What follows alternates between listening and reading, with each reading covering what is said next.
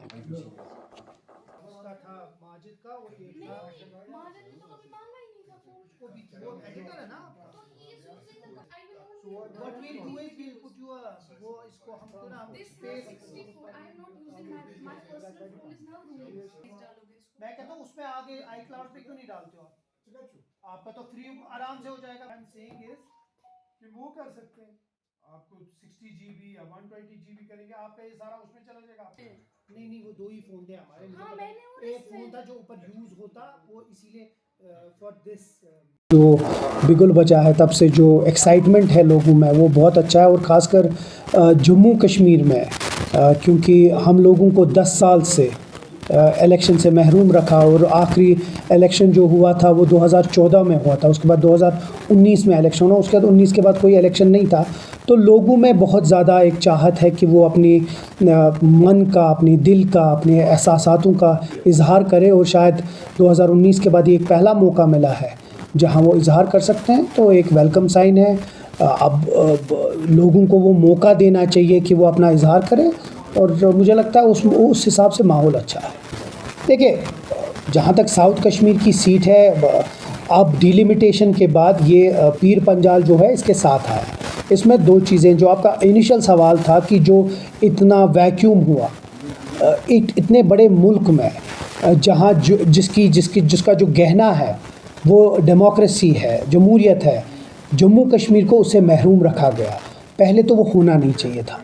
अब जो हुआ, तो वैक्यूम को फिल करने के हमारा एक फ़र्ज़ बनता है, जितनी भी पॉलिटिकल पार्टीज़ हैं, कि इस चीज़ को लोगों तक पहुंचाना कि जमहूरियत कितनी इम्पोर्टेंट है। अब जहां तक पीडीपी की, देखिए इलेक्शन में आपस में तू मैं तो होता है, बट आखिर हम ये क्या समझ सकते हैं कि जो लोग हैं, आखिर लोग मालिक होते हैं, लोग वोट डालते हैं, लोग चुनते हैं कि किस पार्टी को, किस कैंडिडेट को वो आगे देखना चाहते हैं।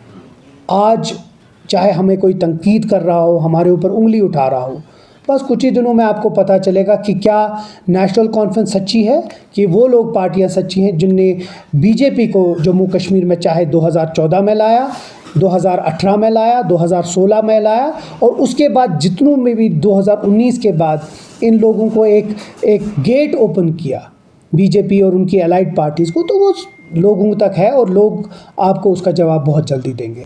जहाँ तक नेशनल कॉन्फ्रेंस की बात है, हम इस इलेक्शन को बड़े सीरियसली ले रहे हैं। जो अहम मुद्दे हैं इस रियासत में जो हमारे लोगों के साथ हो रहा है, वो हम उजागर कर रहे हैं, लोगों तक पहुँचा रहे हैं, और हम पूरे उम्मीद हैं कि लोग जब भी 4 जून को जो रिज़ल्ट आएगा, कश्मीर की जो 3 सीटें हैं और जम्मू की जो 2 सीटें हैं और लद्दाख की 1 सीट है, उसमें एक ही आवाज़ होगी कि हमें बदलाव चाहिए, और जो इंडियन अलायंस है वो जीत के आएगी बाहर। पूरा पॉलिटिकली मोटिवेटेड लग रहा है, इसमें कोई 2 राय नहीं है कि इसमें बीजेपी को सुना गया, जबकि हैरानी की बात है बीजेपी का कैंडिडेट नहीं है उधर।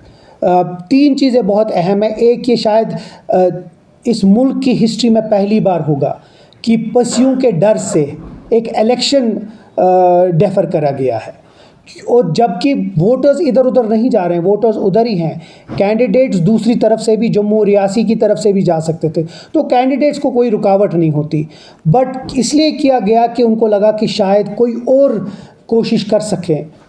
एक वो रीज़न था। दूसरी रीज़न ये था कि बहुत सारे जो लोग हैं वो मई के महीने में इनिशियली जो फर्स्ट वीक होता है वो माइग्रेट करते हैं कश्मीर की तरफ।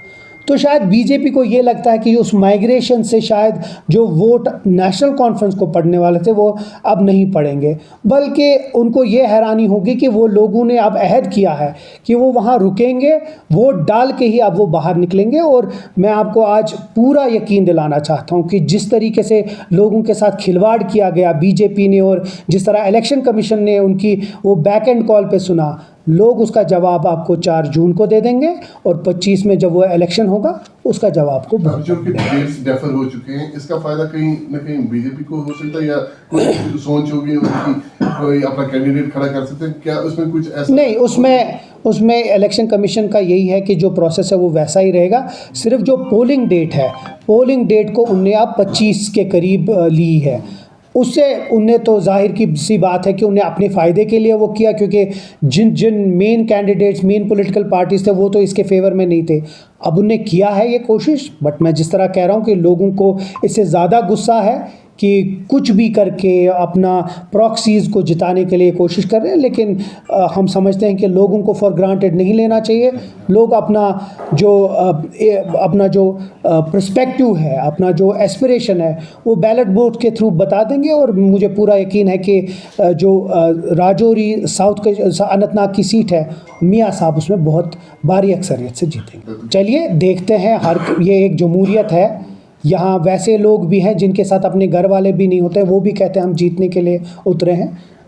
महबूबा जी का भी पूरा हक है।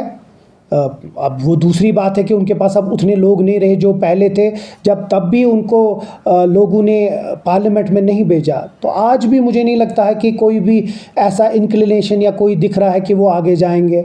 मुझे पूरा यकीन है कि जो बाशऊर अवाम है अनंतनाग की, राजौरी, पुंछ की और किसी भी मज़हब मिलत से, वो नेशनल कॉन्फ्रेंस को वोट करेंगे और मियाँ साहब को पार्लियामेंट में भेजेंगे।